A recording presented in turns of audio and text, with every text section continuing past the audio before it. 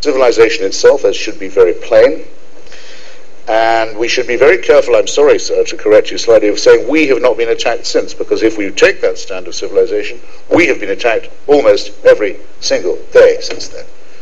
Either in the form of our servicemen and women in Afghanistan and Iraq, whose performance I think is beyond praise, or the attack on the resort of Bali in Indonesia, attack on holidaymakers there, the regular attacks on Jewish institutions and places of worship, ancient synagogues in Tunisia, in Turkey, in Morocco, all of these countries with governments that opposed the interventions in Afghanistan and in Iraq, by the way.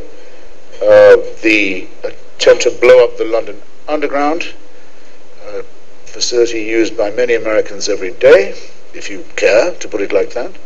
And in my opinion, most of all, I was glad to see by Bill, the attempt in the fall of 2001, very underreported in our press, to blow up with a huge series of truck bombs the Parliament of India, the Lok Sabha in New Delhi, that represents, if you ever go and look at it in all its splendor, the true parliamentary consummation of a genuine multi-ethnic, multicultural, multi-religious democracy, based like ours on the rule of law, the English language, regular elections, and the free market are, in my opinion, I submit, future closest ally, and a country with which we have a great duty of solidarity. Every now and then, if you're like me and you go on the air and you debate with some whining, self-righteous, self-hating, self-pitying Muslim, and you tell him what you think of his Quran and his Prophet, and so he says, you have offended 1 billion Muslims.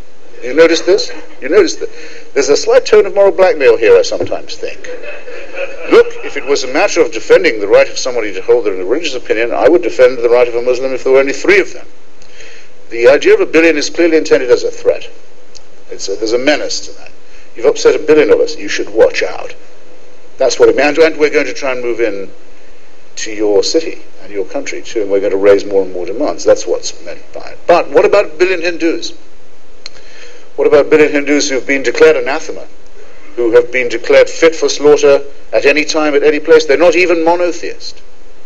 Look what happened, for example, to the Nepalese guest workers in Iraq. Did anybody see that unbearable video of the mass slaughter and throat cutting of these Hindus? You have to see it to believe it, and the commentary that goes with it too. And India is not just Hindu. There are more Muslims living in India, in a democracy, in a serious multicultural society, than live in Pakistan. We shouldn't despair. We have allies who've proved themselves ready to fight. Now, I mustn't trespass on the time I've decided to borrow from the extreme terseness of my 2 comrades here, but I just wanted to say that those of us who thought it would change everything were obviously wrong. For most of our countrymen, it has not done anything of the kind. They want reassurance. They even take part in opinion polls saying, I want a politician who makes me feel safer. Can anything be more contemptible than this exercise? And we suffer like the sugar in the kidneys of a diabetic, as Rebecca West called the moral atmosphere of the Chamberlain government, from 2 very widespread illusions.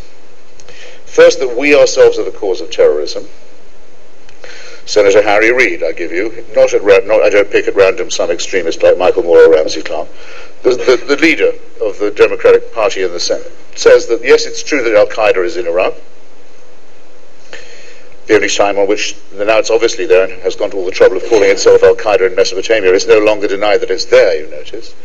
But it's only there because we are there, says the Senate. He said it in a reply to a presidential broadcast. It was not an ill-considered or off-the-cuff remark, a prepared statement. Yes, Al-Qaeda's forces are in Iraq, but they are only there because of us.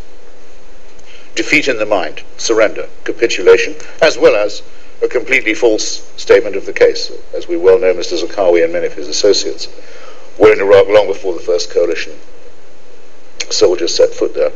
Or an alternative argument made recently by Maureen Dowd in the New York Times, that the problem is that we are in occupation of what she called Muslim land, denominating territory by religion, clearing the ground on the New York Times op-ed page for the caliphate to come.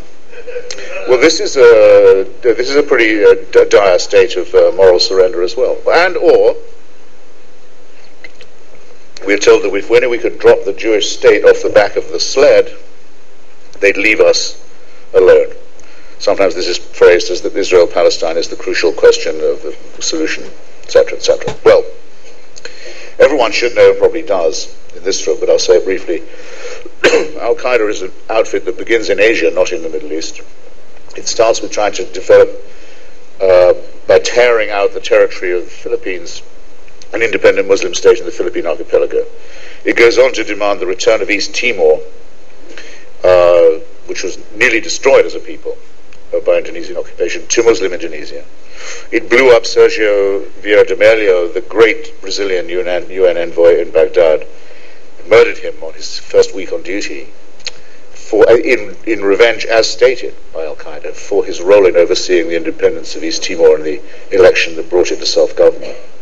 It wants to wrench Kashmir away from the Indian Union with the help of Pakistani subversion. If that was allowed to happen, the resulting bloodbath in the subcontinent would absolutely dwarf what we remember of the bloodletting of the partition of 1947-48, and would wreck and destroy the other great multicultural democracy and ally of ours in the world. It's quite a lot of concessions, in other words, that we're going to be asked to make in order to appease these people and to make sure they don't harbor any more evil thoughts against us. And in my opinion, half of Palestine won't quite satisfy them. And in my other opinion, which I'll share with you, nobody blows themselves up in a Jewish old people's home on Passover in Netanya on the Mediterranean coast of Israel proper, not in a settlement, not against the wall, not in an occupied territory. Nobody does that in order to bring about a compromise. It's just an instinct I have. I have the feeling that they won't be happy until there are no more Jews in what used to be Mandate Palestine. That's certainly what they say they want. I'm in favor of taking the enemy seriously to that extent. And on this question of let's not provoke, that we're the cause of their reaction, let us just examine this for one more second. All it takes in order to get the diplomatic immunity of a small Northern European democracy violated, its diplomats shot at, its embassies burned by crowds in the capital cities of countries that do not normally allow demonstrations, its trade ruined, its economy sabotaged, its nationals and the nationals of other Scandinavian countries threatened and killed randomly around the world. All that it takes is the refusal of the elected Prime Minister of Denmark to agree, weighted upon as he was by a delegation of 20 Arab ambassadors, to break his own country's law and tell an afternoon newspaper in Copenhagen that it couldn't publish certain cartoons.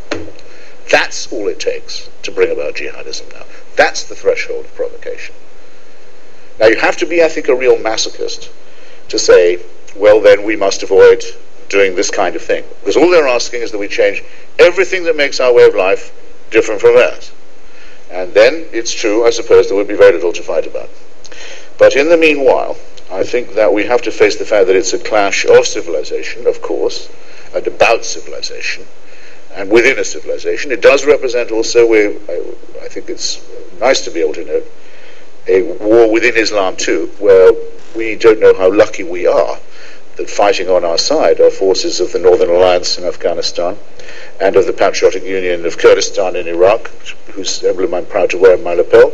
People who are fighting against Saddam for us and taking heavy casualties when we thought his regime was a matter of indifference. And these people are just as Muslim and have just as good a right to claim that they observe that faith as do anyone else. We should never forget our duty of solidarity to them, and they are our brothers and sisters in arms. And with the other victims of bin Ladenism and this horrifying cult of death and murder and suicide that says that it loves itself and its cult more than we love life. Much depends then, ladies and gentlemen, brothers and sisters, comrades, friends, much depends on the multiple ways in which we can disprove that assertion and assert the power of life and pluralism over the morbid, sordid, and medieval enemy that we're now faced with. Thank you.